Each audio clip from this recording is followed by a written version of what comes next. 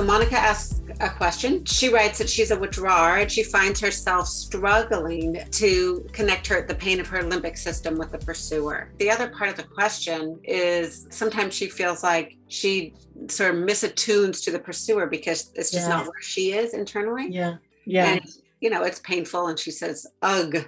Like, what do we do? Yeah. It's happened to me before, Monica, too, that I've lost or missed one client's experience. And I feel the same like, oh, I hate that my client didn't feel held by me or didn't feel heard or certainly understood by me. And so it's interesting. Monica's identifying themselves as a withdrawer. I identify much more as a pursuer. So regardless of the clinician's attachment style, those moments of missing a client happen. No matter what. No matter what, they happen for all of us. And we all feel the ugh of that. It's a need for a mini repair with the client and increasing our attunement and getting to know them and them getting to see our humanity and how we handle our own kind of ugh moments. Yeah. And then the other piece. So I want Monica and everyone to know that we all have those moments where we miss the client's experience.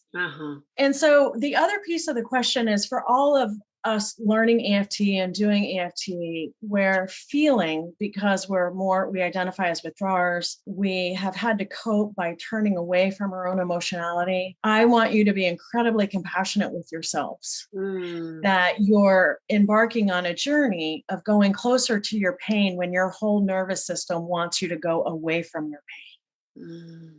And then we're asking you to go closer to your client's pain and then help them go closer to their pain.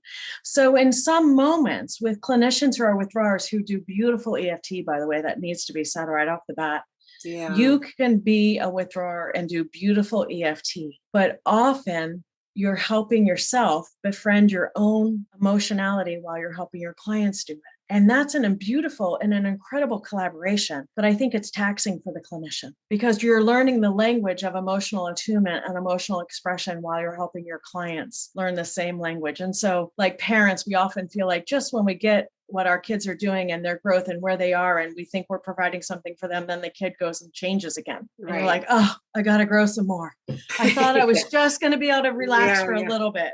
Yeah. And I think we pursuers have also a learning edge in that way to slow ourselves down, which is really hard on our nervous systems. So regardless of attachment strategy of the clinician, there's a growth, there's a learning curve, there's a constant urge that we're going to be working with and sometimes working against. Like as a pursuer, the urge to speed up, I have to constantly slow myself down. If I were a withdrawer, the urge to stay distant, I would have to urge myself to lean in. So we work with ourselves with a ton of compassion and grace and love, and we get support from our safe others. And we're growing. We're all humans in a growth process, especially when we're the clinician.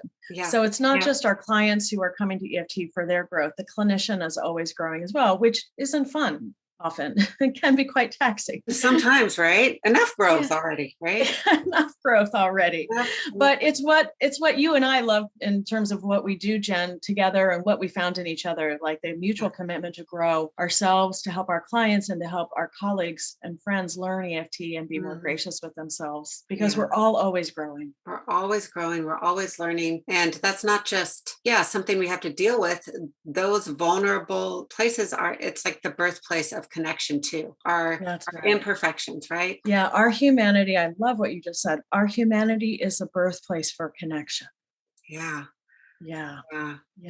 Not a liability. Not a liability. So get support from safe others and enjoy the moments you can and tolerate the harrowing when one growth moment after another growth moment is the harrowing for me sometimes. Some days, right, man? Back to back. So for more hot tips on emotionally focused therapy, go to theeftcafe.com and sign up for our newsletter where you will receive short little clips like the one you just watched.